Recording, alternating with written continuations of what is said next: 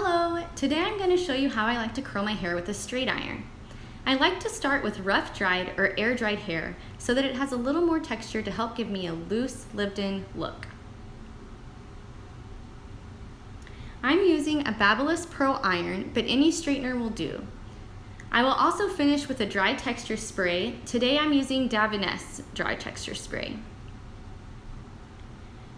I start by sectioning my hair into a top and a bottom, and then pin it up with a clip.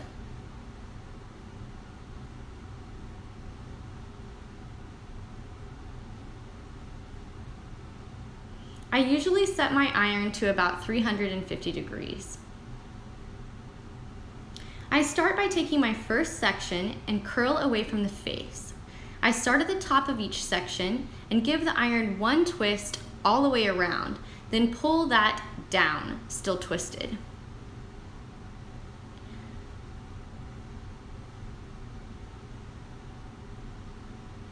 When I release my iron, I twirl my curl around my finger and into place. This extra hand movement secures my curl. A curl sets in place by physically heating and cooling, so twisting it while still hot will give it some movement, and then letting it cool before shaking it out or breaking it up will set it in place.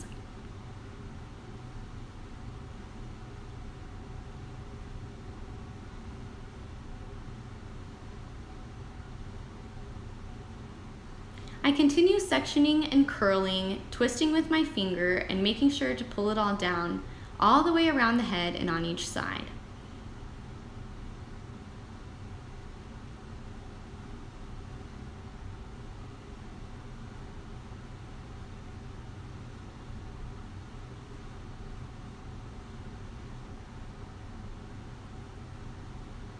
Occasionally, I'll twist my iron back and forth just to give it a little bit of a different curl pattern throughout. I'm going for a really natural lived-in texture, so I don't want it to look just perfect everywhere.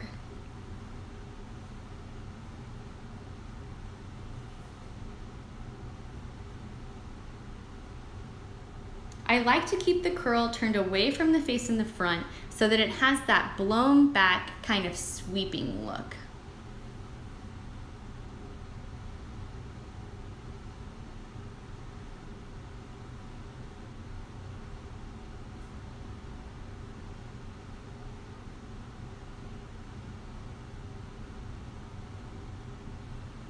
As always, don't forget to grab the back sections in the top and the bottom.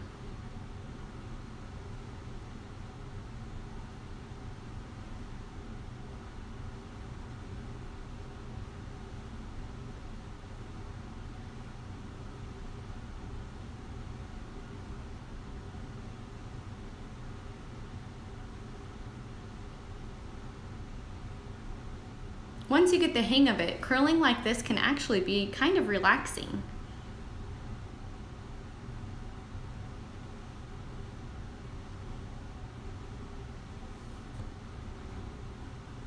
I let down the top section, shake it out, and get everything in place before taking the curl.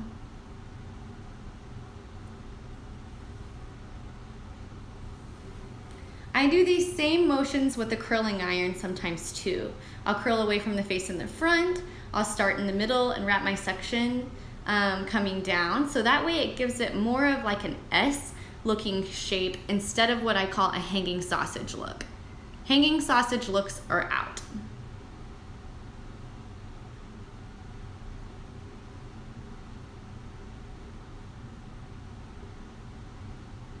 When I'm curling with a straight iron, I also like to kind of take sections at random, so when I shake it out, it'll look more natural.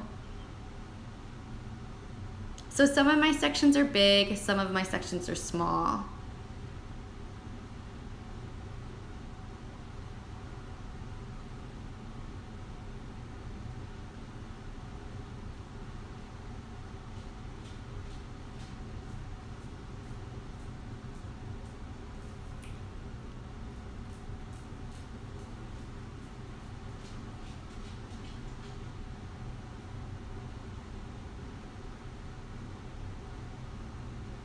I have a long bang that I'm curling in the front, so I just kind of curl it so that it matches in with the hair. If you have a bang that's more of a dedicated bang, I would recommend just hitting it maybe one time with the straightener so that way it has a little bit of a smoother look, but not really curling it under because it might get a little too curly in the front.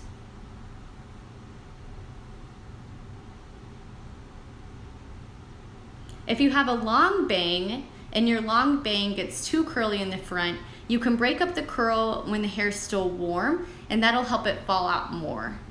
Again, that heating and cooling is what sets the curls in place.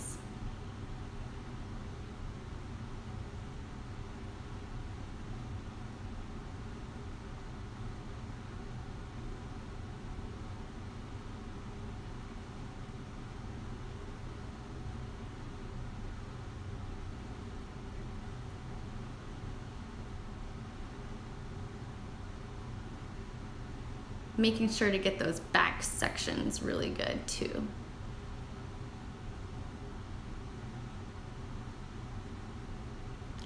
When I'm done curling, I'll usually go back through and piece out some single pieces in the curl so that it looks more effortless overall. On some of these, I might do a kind of back and forth waving motion to give it just some more different textures in the hair.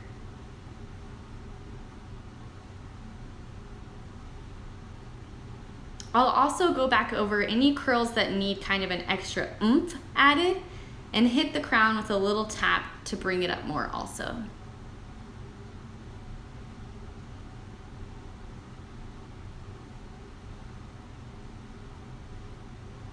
You can always tease your hair a little bit when it's done too if you feel like you want it to have even more of a messy texture. For that, I always like teasing the section underneath.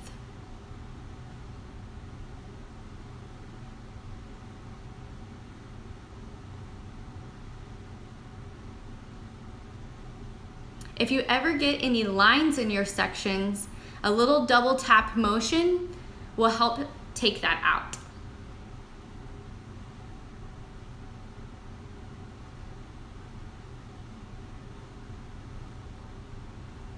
To finish, I flip my head over and shake out my curls. This adds volume and helps me break up all of the pieces underneath and on top. Also, a little hair whip is a great way to just feel sexy in general. I spray my hair to set it in place. Again, today I'm using Davines Dry Texture Spray.